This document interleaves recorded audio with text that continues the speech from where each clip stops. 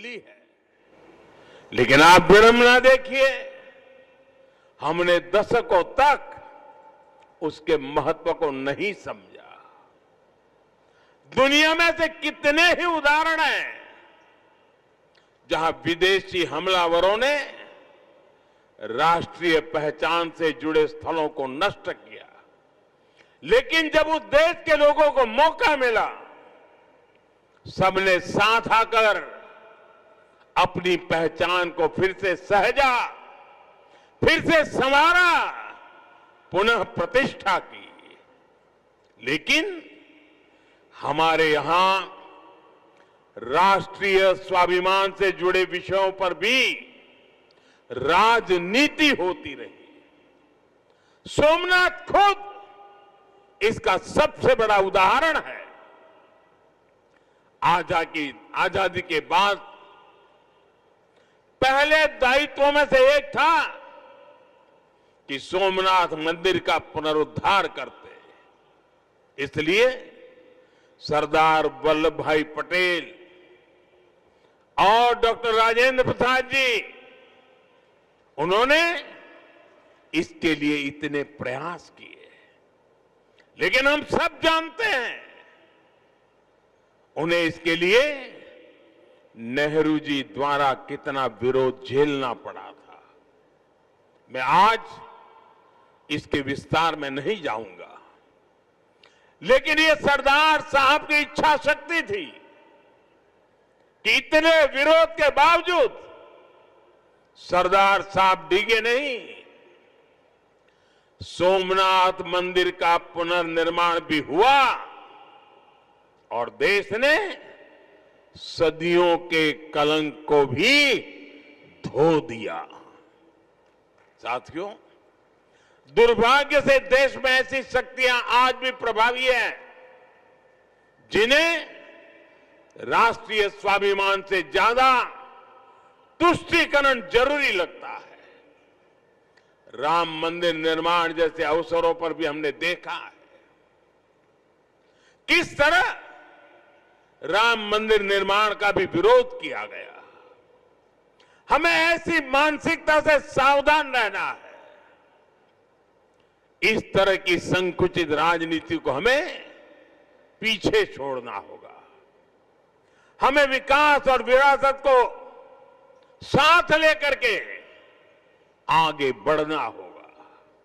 साथियों, बीते वर्षों में मुझे सोमनाथ ट्रस्ट के अध्यक्ष के रूप में सोमनाथ दादा की सेवा का जो अवसर मिला, इस मंदिर और क्षेत्र के विकास के लिए जो ऐतिहासिक काम हुए, उस परिवर्तन को आज हम सब प्रत्यक्ष देख रहे हैं। लेकिन साथ ही इस सेवा का मुझे व्यक्तिगत लाभ भी हुआ है। आज मुझे देश के सभी पवित्र तीर्थों के विकास का जो मौका मिल रहा है, ये भगवान सोमनाथ का ही कृपा प्रसाद है। साथियों, आज काशी में सदियों बाद बाबा विश्वनाथ धाम का इतना भव्य विस्तार हुआ है। आज उज्जैन में महाकाल महालोक के विशाल दर्शन भी हो रहे हैं। केदारनाथ धाम का पुनर्निर्माण भी हुआ है। जैसा मैंने पहले कहा, अयोध्या में 500 साल की प्रतीक्षा भी पूरी हुई है। आज वहां भव्य मंदिर में रामलला विराजमान है। साथियों, ऐसे कितने ही पवित्र तीर्थ, पवित्र मठ, मंदिर और क्षेत्र, उनकी जो महिमा हमने पुराणों में सुनी है, आज वहां हमें उस समृद्ध परंपरा के दर्शन होने लगे हैं। और ये इतना कुछ 10-12 साल के भीतर भीतर हुआ है। साथियों, हमारे सांस्कृतिक केंद्रों की उपेक्षा देश के विकास में बड़ी बाधा रही है, क्योंकि हमारे तीर्थ भारत की आध्यात्मिक, सामाजिक व्यवस्था के केंद्र तो है ही, वो देश की आर्थिक प्रगति के भी स्रोत रहे हैं। आज आप देखिए, 4 धाम महामार्ग परियोजना, गोविंद घाट से हेमकुंड साहिब तक रोपवे परियोजना, करतारपुर कॉरिडोर, बौद्ध सर्किट का विकास, इनके जरिए देश में तीर्थ क्षेत्रों में आर्थिक गतिविधियां बढ़ी हैं।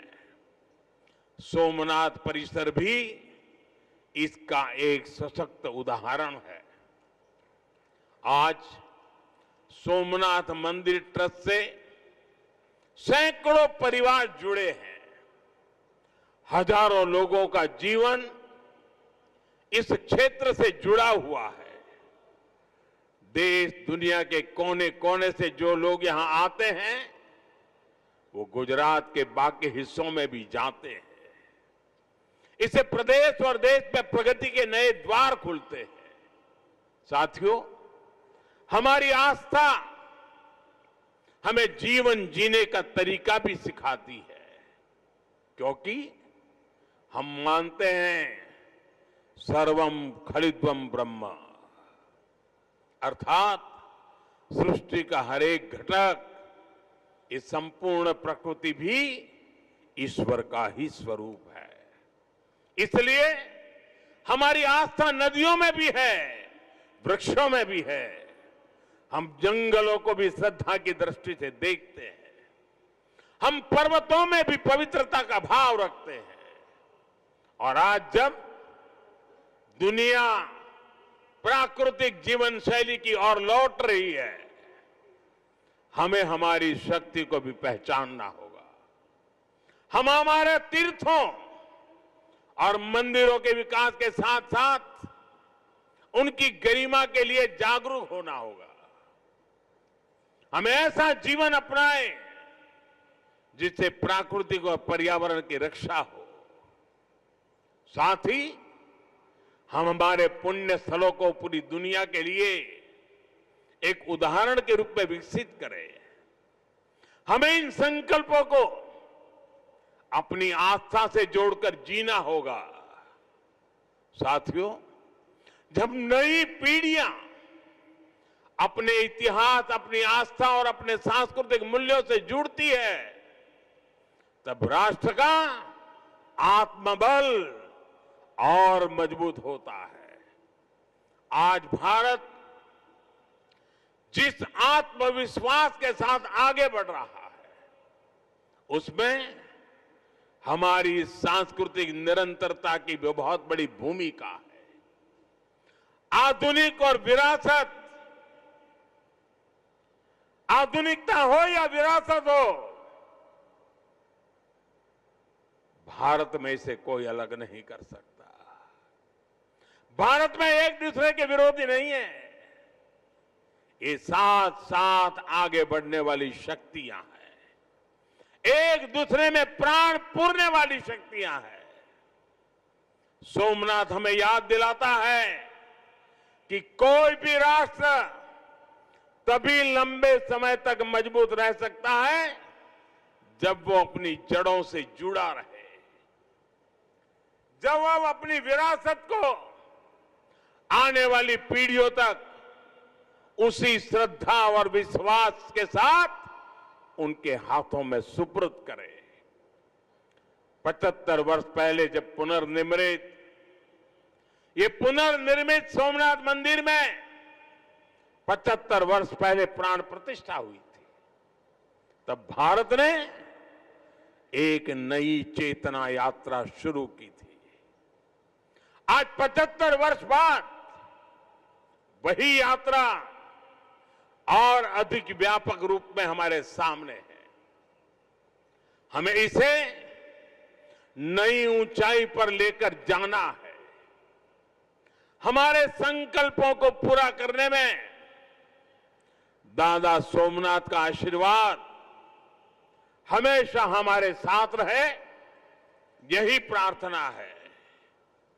एक बार फिर सभी देशवासियों को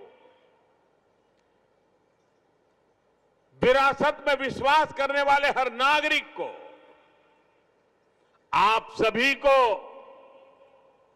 इस अवसर की बहुत बहुत बधाई देता हूं। मेरे साथ बोलिए, जय सोमनाथ, जय सोमनाथ, हर हर महादेव।